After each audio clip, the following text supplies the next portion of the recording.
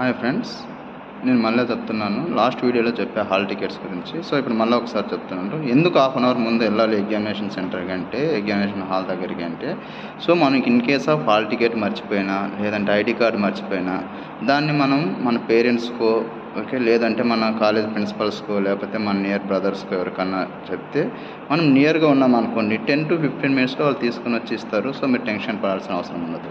లేదంటే మీరు 5 మినిట్స్ ముందు ఎగ్జామినేషన్ హాల్లోకి వెళ్ళినారనుకోండి, 5 to 3 మినిట్స్. సో అంతలోపల మన దగ్గర ఐడి కార్డ్ లేకపోయినా, హాల్ టికెట్ లేకపోయినా వాళ్ళు అలో చేయరు.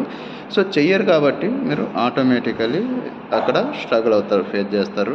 సో ఫేస్ చేసి టెన్షన్ పడేసి టోటల్గా ఎగ్జామే రాయకున్నట్టు పోతారు. సో హాల్ టికెట్ లేకపోతే కంపల్సరీగా అలో చేయరు, అది మీకు తెలుసు.